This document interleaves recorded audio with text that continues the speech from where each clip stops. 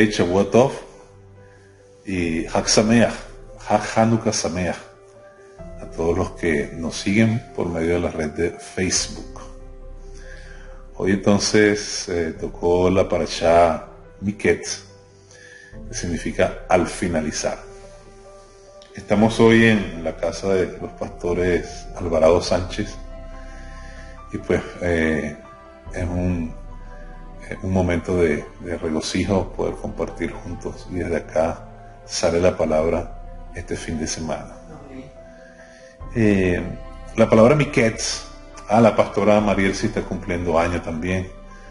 Felicitamos a la pastora Marielsi. Amén. Amén. Está diciendo amén la pastora, amén. Sí.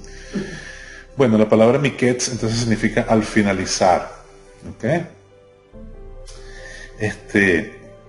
Y yo simplemente quiero tomar esta palabra para traerla a colación y aplicarla a nosotros mismos al finalizar. ¿Al finalizar qué? Al finalizar lo que el Señor habló a nuestro espíritu, al finalizar nuestra jornada, al finalizar lo que debemos hacer, al finalizar nuestra labor en el tiempo de la vida donde estamos, al finalizar de toda nuestra vida. Pero siempre va a haber un fin, ¿verdad? Donde vamos a ser entonces evaluados por el Santo bendito sea. En este caso, dice la palabra, al finalizar 2 años tuvo Faraón un sueño. Los estudiosos de la Torá dicen que la palabra sobre José fue aproximadamente, el cumplimiento fue aproximadamente de 13 años. Todavía no había finalizado. Y el punto es ese, que nosotros podamos finalizar como finalizó José, como finalizó David, como finalizó Abraham, como finalizó Elías, como finalizaron los grandes hombres del Señor. Porque siempre vamos a llegar a ese punto. Querramos o no, algún día vamos a llegar a ese punto, donde vamos a ser entonces evaluado. 13 años esperando y pudo soportar todas sus situaciones y angustias, porque en medio de todo la palabra dice que esos peros, ¿verdad? De la palabra, pero Adonai estaba con José. ¿Hasta qué punto lo que el Señor ha puesto en mí puede permanecer para yo poder finalizar en lo que el Señor me ha mandado? Y allí es donde le tenemos que pedir fuerzas al Señor, porque cualquiera dice esto así suavecito, ¿verdad? Cuando estamos tranquilos, chévere. Pero el asunto es estar donde estuvo José y vivir lo que él vivió. Así que bueno, que el Señor nos ayude a finalizar. Estuve yendo una predicación del pastor Itiel que a mí me tocó el corazón, y él hablaba de la viña de Nabot y Acab, ¿no? Que quería la viña de Nabot. Entonces, claro, si Nabot, ¿verdad? Si Nabot no se hubiese agarrado realmente de la palabra y se hubiese fortalecido en el espíritu para vivir esa situación, no hubiese finalizado como el Señor quería. Que quizás para otra persona que no entiende las cosas del espíritu fue un final muy feo, pero ante los ojos del Señor fue bonito, porque terminó cumpliendo lo que el Señor le había mandado hacer, o lo que el Señor dijo que debía hacer. Así que era lo que debía hacer. Él no podía vender la viña que tenía, porque ahí va la palabra, era la herencia que sus padres le habían dado. Nosotros como creyentes tenemos una herencia. Tú portas una herencia que tú no puedes vender, una herencia que no se negocia. Los ángeles en el principio, en la eternidad, tuvieron una herencia, ¿sabes? Pero ellos negociaron con Luzbel, Por eso la palabra dice, en la multitud de tus contrataciones, ellos negociaron lo que el Señor les había dado y no finalizaron bien. Y vemos entonces hoy que la tercera parte de aquellos ángeles fueron evacuados del lugar celestial y hoy representan demonios con el mismo Hasatán. Primera de Reyes, capítulo 21, dice de la siguiente manera: pasadas estas cosas, aconteció que Nabot de Jezreel tenía allí una viña junto al palacio de Acab, rey de Samaria. El Señor te ha dado una viña. Tú tienes una viña. Si tú eres creyente en el Mesías, tú tienes una viña. Tú perteneces a una viña. El Salmo 88, por ejemplo, David dice, sacaste una vid de Egipto, refiriéndose a Israel. Expulsaste a las naciones que no te conocen y plantaste esta vid. Entonces usted forma parte de una vid, pero usted también tiene una viña, porque una viña representa lo que el Señor te ha dado, la herencia que el Señor te ha dado. Y esa herencia que el Señor te ha dado puede ser un llamado, puede ser un ministerio, puede ser dones, puede ser lo que el Señor ha hablado a tu espíritu y a tu corazón. Que, como el enemigo sabe lo que representa, va a querer negociarlos contigo. Y allí es donde uno, entonces, tiene que indiscutiblemente pedirle fuerzas al Señor y al Espíritu Santo para no negociar ni vender la herencia que el Señor nos ha dado. El final de nuestro hermano Nabot, bueno, él murió, pero como dice uno, no murió con las botas puestas. No, pero tú sabes, Nabot, ¿cuál es tu situación? ¿Necesitas mucho dinero? Wow, el rey te quiere comprar la viña. El rey quiere comprar tu llamado. Quiere comprar tu ministerio. Quiere comprar tu visión. Como tu visión no se parece a la de los demás, y la de los demás parece que es más chévere que la tuya. Entonces tú tienes que vender tu visión cuando el Señor ya te ha dado una viña, ya te ha dado una forma de pensar y de llevar a cabo sus propósitos. Entonces, cuando muchas veces no hay identidad ni sabemos el lugar que tenemos en los lugares celestes realmente sentado con Yeshua, entonces puede venir cualquiera a ofrecernos cualquier cosa. Y como nosotros todavía no entendemos el lugar que tenemos en el mundo espiritual, pensamos que el rey es una gran cosota y que yo soy una hormiga o una cucaracha que me va a escachapar y viene el rey a pedirme la viña. ¡Wow! El rey viene a pedirme la viña a mí. ¡Wow! El rey. ¿Sabe? El presidente viene a mi casa a rogarme que le venda mi viña. ¡Wow! ¡Qué bendición!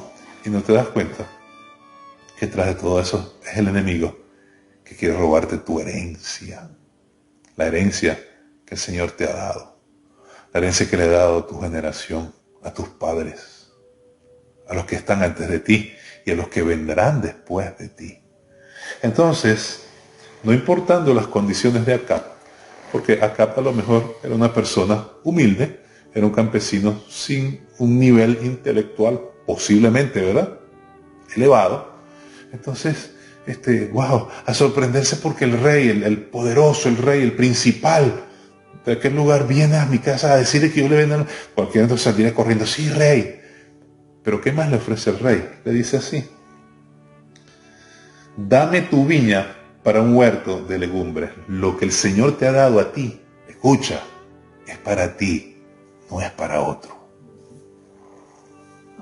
Entonces, si tienes identidad y entiendes en tu espíritu lo que el Señor te ha dado,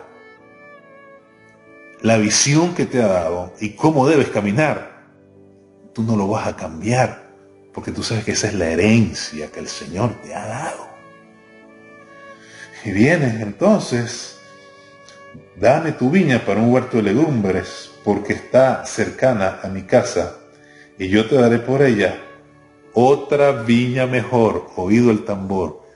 Satanás, Hasatán, nunca te va a dar algo mejor que lo que el Señor te da. Entonces, ¿dónde están nuestros ojos cuando vienen estas situaciones? ¿Dónde están nuestros ojos puestos? ¿Dónde está nuestro corazón? Porque si Nabot estuviera carnal, era, ay, Señor, qué bendición tan grande. Yo sabía que tú me ibas a bendecir, porque como a veces pensamos que bendición es que me den bastante, y realmente es así, pero tiene que ser alineado al Espíritu del Señor, a lo que el Señor quiere. Cualquiera que no está claro en lo que es su herencia, entonces vende. Una persona que no estuvo clara en su herencia. Esaú vendió su viña, su primogenitura, su llamado, su visión, su bendición para él y su generación por un plato de lenteja. Porque no lo quería, lo necesitaba, lo anhelaba. Entonces pudo más la emoción, la necesidad de mi yo, que la herencia que el Padre me había dado. Y como Hasatán sabe lo que eso vale en el mundo espiritual, yo te pago más. Mira, ¿cuánto te están dando? $5 millones. Yo te voy a dar $500 millones. Pero dámela, la quiero. Y sigue diciendo,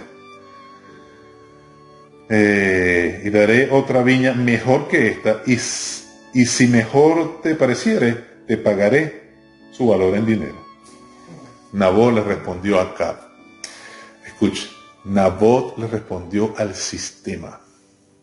Nabot le respondió al sistema de este mundo, que te ofrece y te ofrece y te ofrece y te ofrece, y muchas veces va en contra de la herencia que tenemos en nuestras vidas, en nuestra alma, en nuestro espíritu. Nabot respondió acá, guárdeme el Eterno de que yo te dé a ti la heredad de mis padres. Al decir esto, la heredad de mis padres, es lo que está guardando la palabra, porque la palabra precisamente no permite, en este caso, que él diera la heredad o vendiera su heredad. Isaías dice, en el capítulo 5, verso 2 y verso 7, y habla de una viña representando a Israel, y dice que esa viña dio uvas silvestres. Y uvas silvestres es precisamente aquellas viñas que no son tratadas por el Eterno, no son tratadas por el Señor. El trato de una viña es la poda.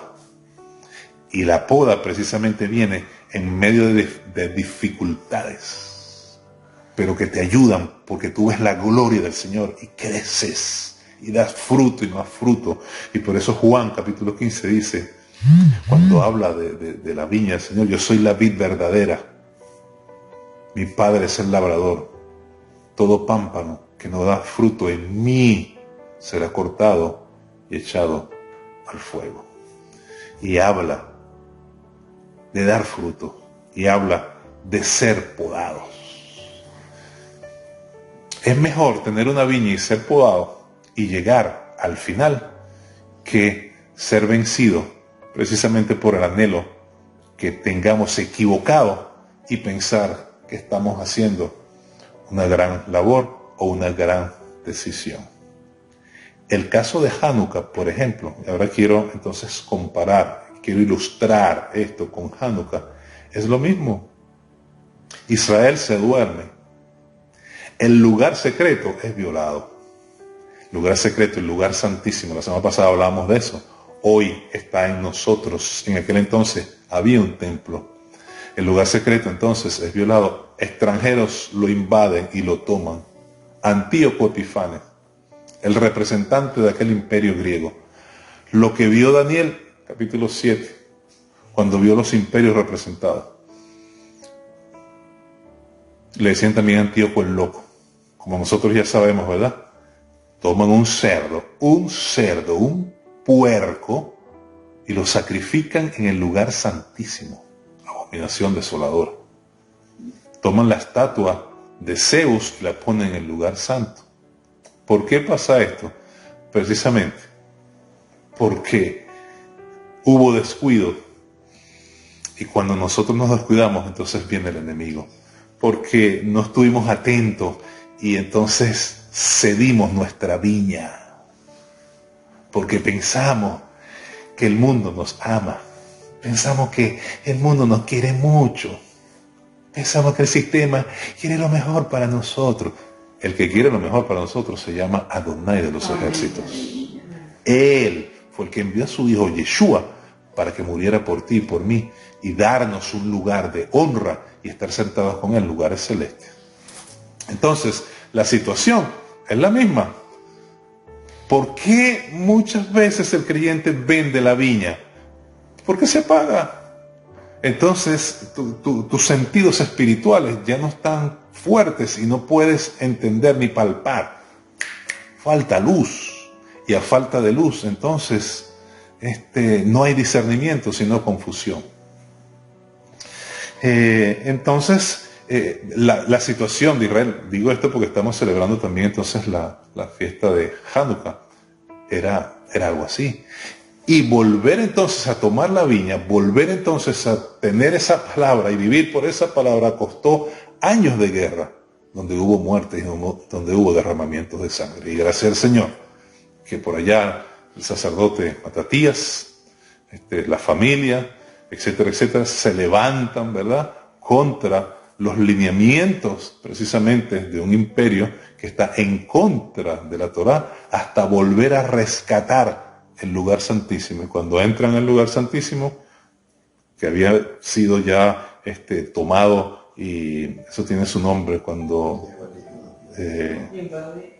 sí, bueno, el templo fue profanado, esa es la palabra. Cuando fue profanado, pues buscan el aceite, ¿verdad?, para poner a la menorá, y había solamente una cantidad que alcanzaba para un día, y sin embargo estuvo 8 días. La representación del poder divino allí en su misericordia, volviendo entonces la presencia divina a ese lugar para que la luz siguiera dentro del templo. Tomando en consideración esto, fueron los griegos.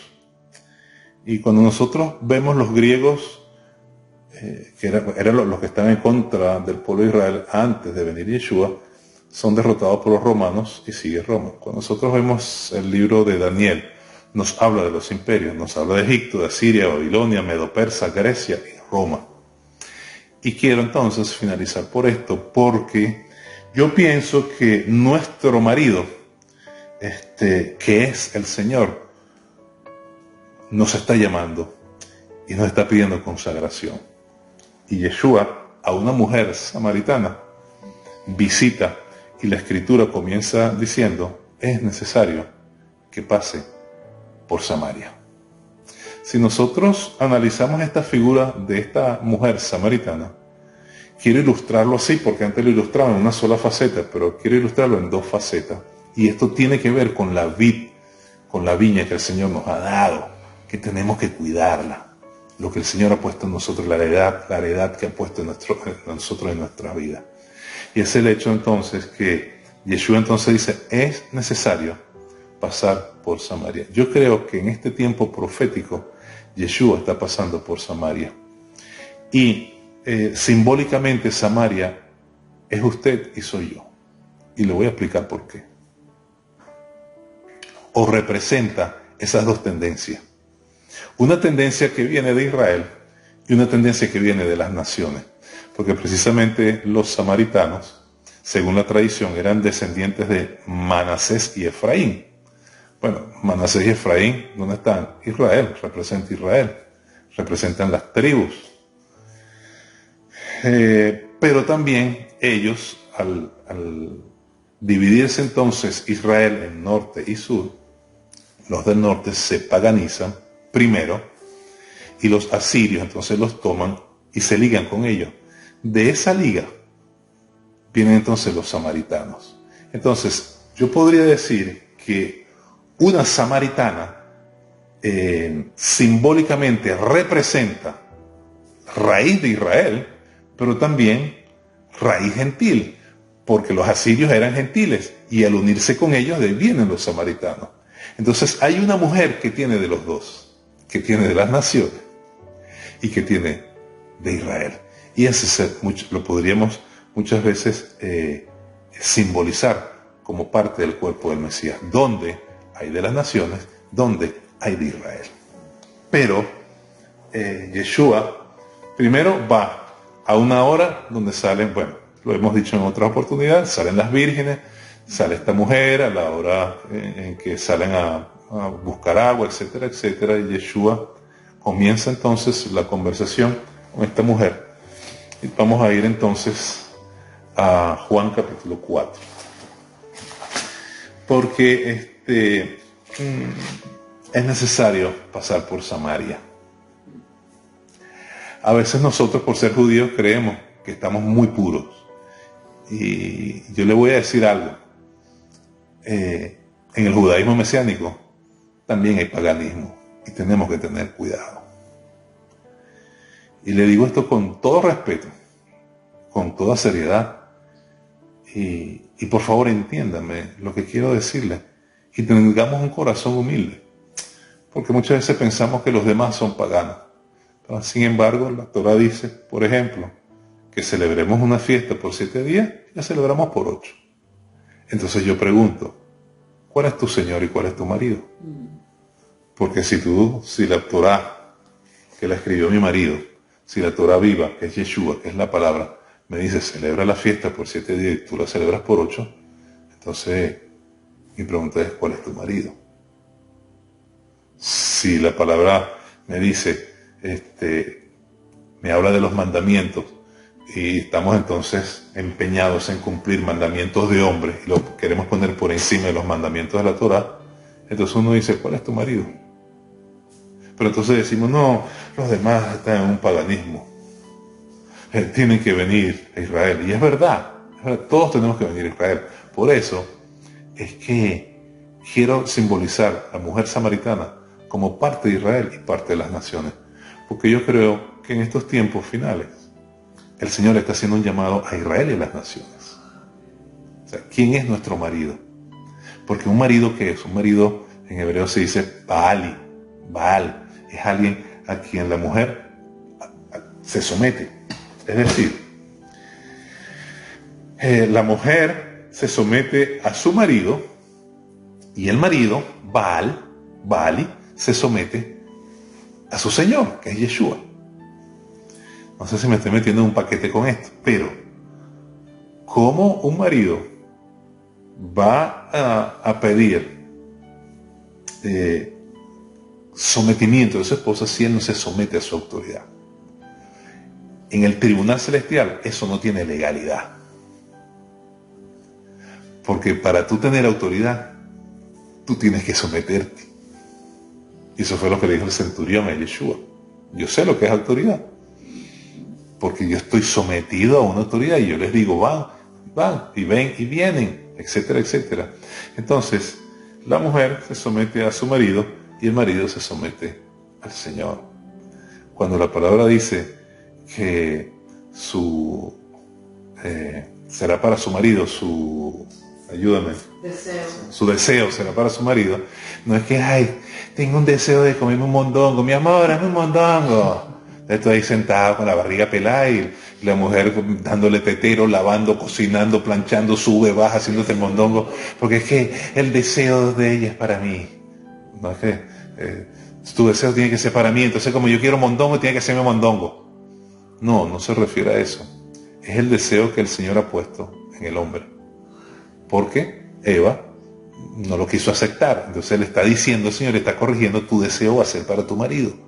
¿Cuál va a ser el deseo que yo tengo para mi marido? El que yo he puesto en el marido tuyo.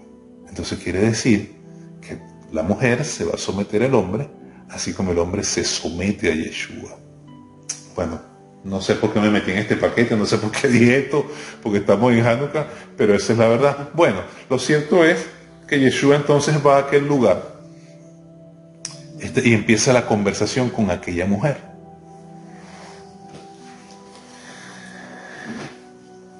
Número 1, no se podía ir, fíjese, a ese lugar porque eran impuros. Tenemos que tener cuidado con esas cosas, y por algo Yeshua dijo: es necesario ir a Samaria. Ciertamente era necesario, pero hoy, en mi opinión, Samaria representa de un lado y de otro, porque precisamente el problema era eso. O sea, que ellos no son completos, ellos se paganizaron. Señores, aquí tenemos la Torá. Hay que hacer lo que está escrito, no lo que digan los hombres. Y eso va con Israel y eso va con las naciones, porque el Señor es la Torá viva y Él nos va a juzgar a nosotros.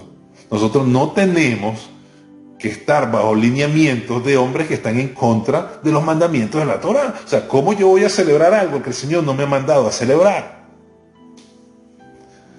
Y diciendo que es el Señor que lo mandó a hacer. Y no quiero tocar mucho, y esto lo hemos hablado muchas veces.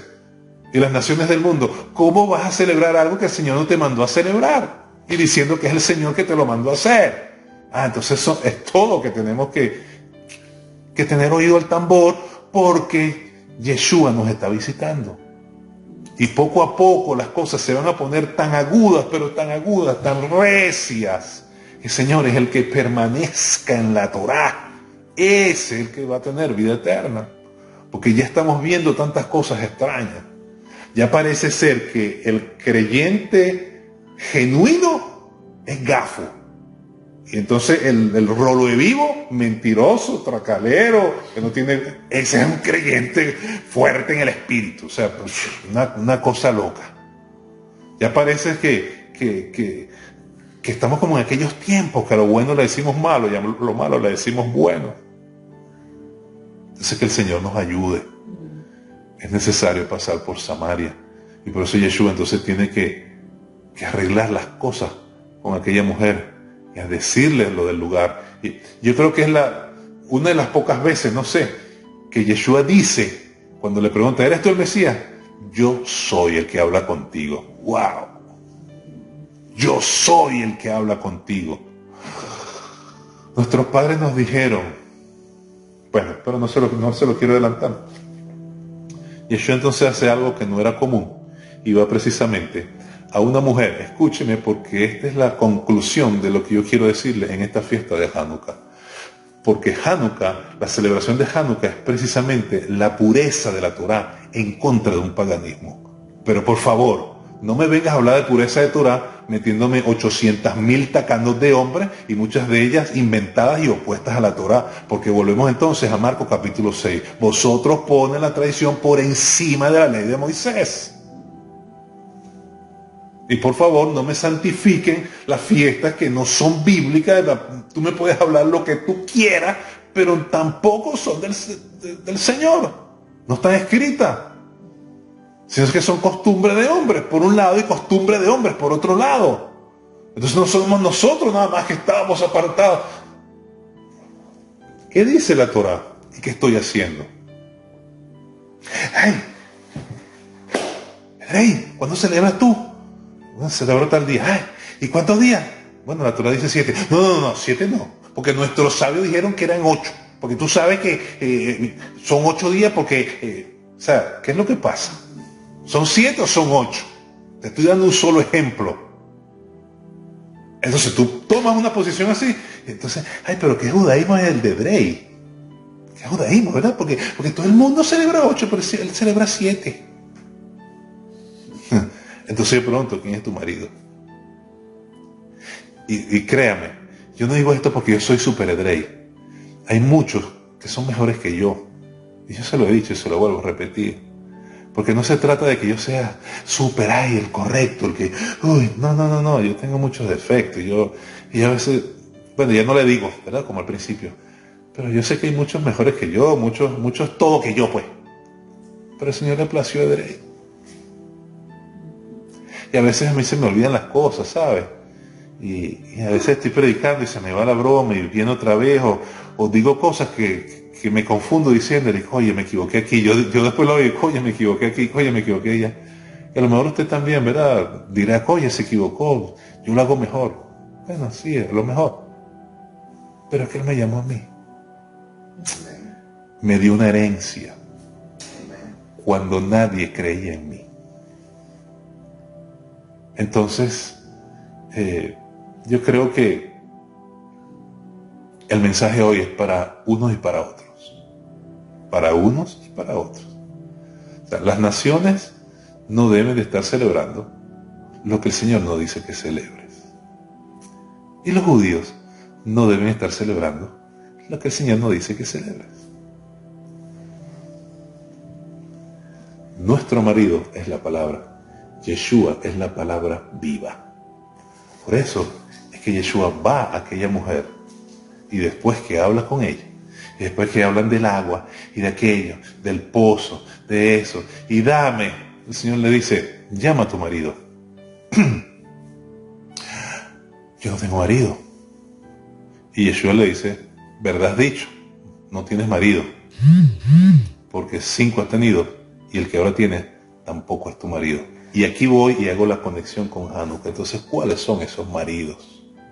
Primer marido, Egipto, que son las potencias del mundo. Segundo marido, Asiria. Por eso es que Ezequiel habla y dice que tocó tus pechos virginales y y aquello y lo otro. ¿Qué significa eso? Que vendí mi viña. ¿Qué significa eso? Que vendí mi heredad. Tercer marido, Babilonia, cuando son deportados, o Medo-Persa. Grecia, se ha oído el tambor, Grecia y Roma.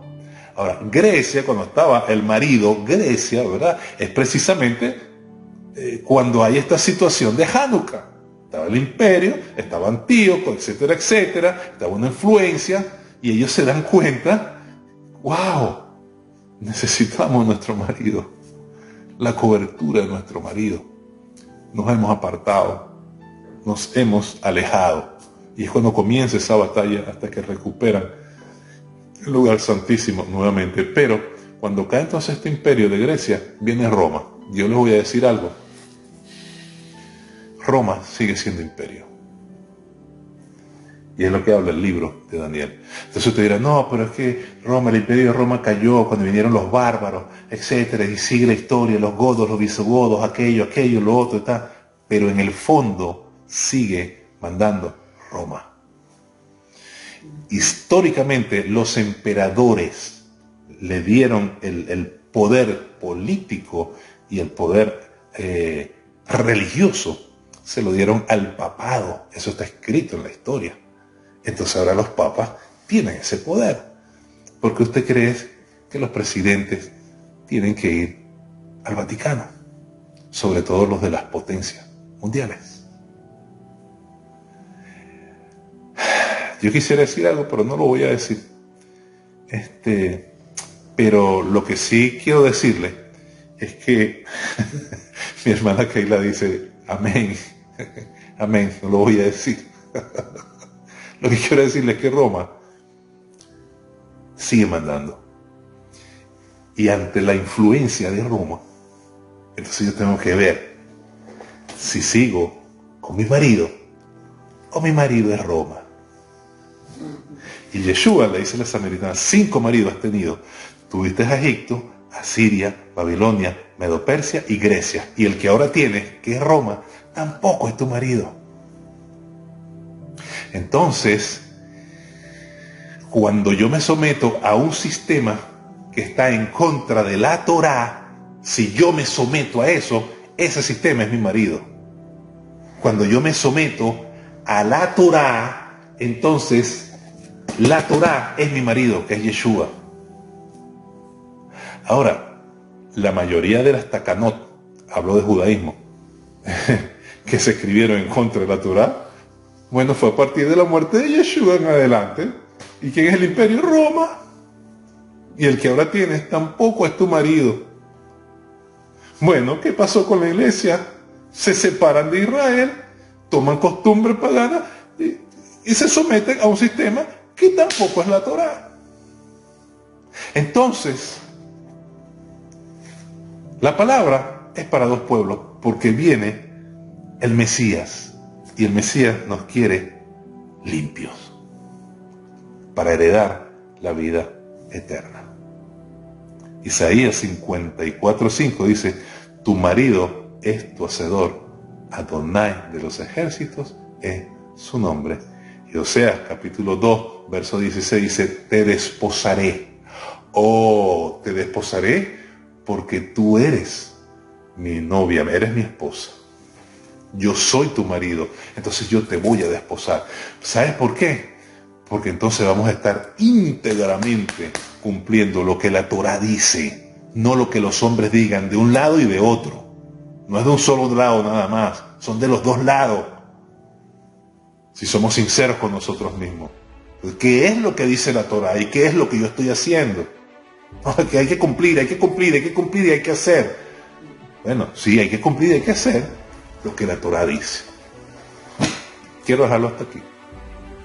Que la luz del mundo, que es Yeshua, nos ilumine y que entendamos a discernir lo que hoy estamos hablando. Y que en verdad nos presentemos delante del Señor y digamos: bueno, mira, si tú eres mi marido, Señor, y yo tengo que someterme a lo que tú has dicho, entonces yo voy a hacer lo que está escrito en la Torá. Tanto para un pueblo como para otro. Y que en todo esto el Señor sea glorificado. Así que, Had Hanukkah Samea, que la luz de nuestro Mesías nos alumbre para caminar correctamente, porque las naciones serán juzgadas, pero Israel, nosotros también seremos juzgados. Todos seremos juzgados por la misma palabra que hoy nos dice lo que debemos hacer y lo que no debemos hacer. Que el Señor te bendiga, que tengas una semana de bendición y declaramos buenas noticias. Had Hanukkah Samea.